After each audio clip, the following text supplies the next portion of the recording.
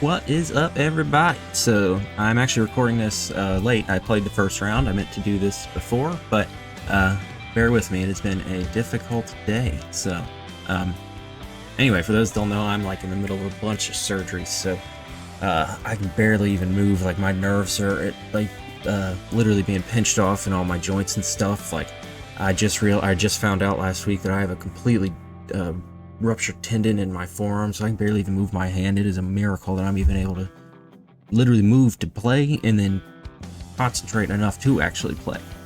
So we just finished round one. This deck is awesome. I just beat the crap out of Necro Dominance. I got it recorded. I'm going to load that up, but I wanted to do the introductory video first. So I've had a lot of success with Boros Energy recently, and it's been really good. But I wanted to try a Mardu version out. I've wanted to for a while, and there's a couple cards that I think add a lot to the traditional Boros deck, and I guess just first things up front here, I do think this deck is probably better. The individual card quality is through the roof here, and there's a couple things that synergize really well here. Obnixilis, for instance, I would have never expected that this would be a playable card in Modern, but we have Bowmasters here. We have a Johnny, which is great with this. You know, you can sacrifice our token to flip a Johnny and then also flip Obnixilis, which is just a super strong play. I actually did that in game 2. I just beat, like I said, Necro Dominance 2-0, and that was my basically thing that let me.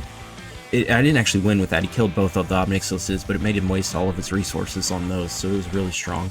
And then also, Pride makes a lot of tokens, but even stronger is the copy. Obnixilis gives you a bunch of permanents, and then you can make copies of the tokens, so of Obnixilis. So that is just bonkers good. So that's why there's a couple copies of these. I only have 2 because it doesn't really work well by itself. You don't want to sacrifice, you know, if you only have a Guide of Souls or whatever. But I think this deck has enough sacrifice fodder that it should be good most of the time. And in that same vein, Cthulhu Nightmare, or whatever the hell you say it, I think is going to be really good here. It allows you to trade a lot of these tokens to grab, like, you know, they almost always kill a Johnny when you have that token out. A lot of times they'll wait until the token's dying, but not always.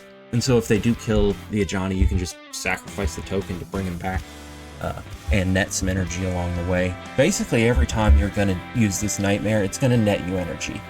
Because everything that you're going to want to reanimate is, you know, 1 or 2 mana, except for Flage, which I could see times where you want to reanimate that just as a removal spell, but you know, that's probably not going to come up a lot. But I'm planning on probably sideboarding this out a lot, at least if they see it game 1, but they're going to probably have Graveyard hate anyway for Flage.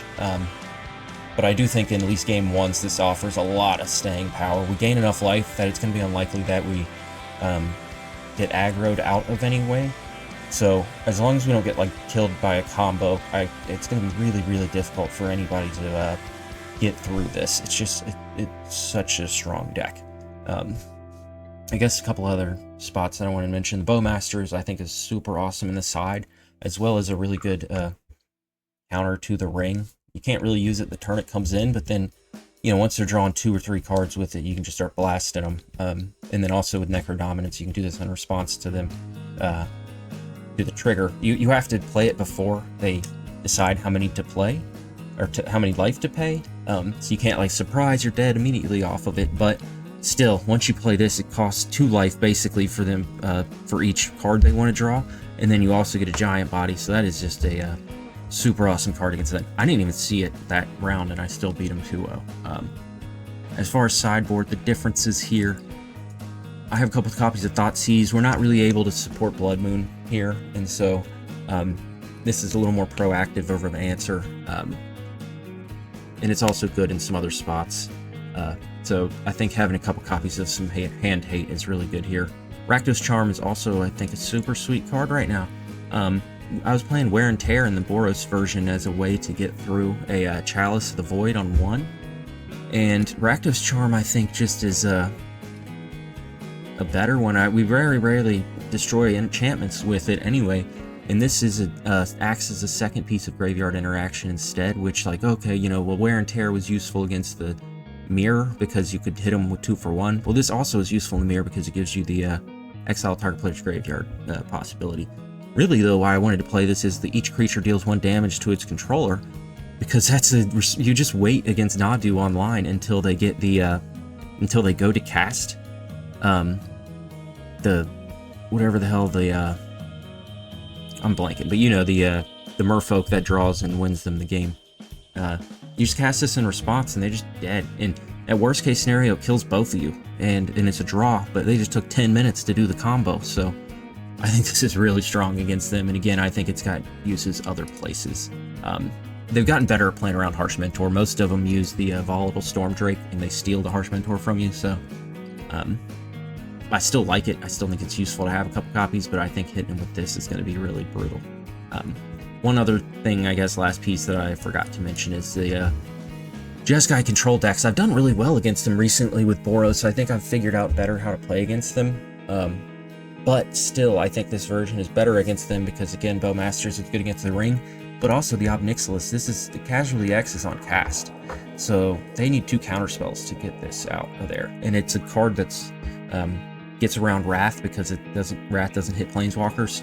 So I think this helps improve that match up substantially as well. So anyway, that's the list for today. Again, I'm 1-0 as of the time of this recording, but hopefully we get even further than that.